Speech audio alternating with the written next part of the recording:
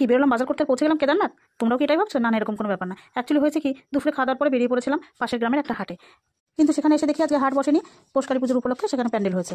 হাট বসেনি সেটা ঠিক না, হয়তো বসেছে অন্য কোথাও, আমরা আর খোঁজাখুঁজির চেষ্টা করিনি। তাই ভাবলাম প্রকৃতির এই সুন্দর দৃশ্য দেখতে দেখতে বাড়ি ফেরা যাক। কিন্তু দেখো, এক জায়গায় না দাঁড়িয়ে পারলাম না। জায়গাটা কত সুন্দর, তাই না? তার থেকে বেশি সুন্দর তো এই সূর্যটা।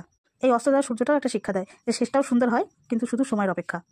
আজকের প্রকৃতির এই দৃশ্য দেখে মনে হচ্ছে যেন হলুদ আর সবুজ চাদরে মোড়া চারিদিকটা। সত্যিই কত সুন্দর আমাদের এই প্রকৃতি, কোথাও সবুজ তো কোথাও হলুদ। এই দৃশ্যটা তো আরো সব থেকে বেশি সুন্দর।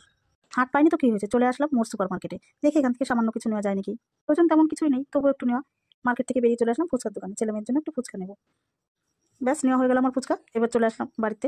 কি বলছিলিস? বাড়িতে ঢুকতে হলে পাসওয়ার্ড লাগবে নাকি? কি বলছিলিস বল? এই যে পাসওয়ার্ড, এই যে পাসওয়ার্ড।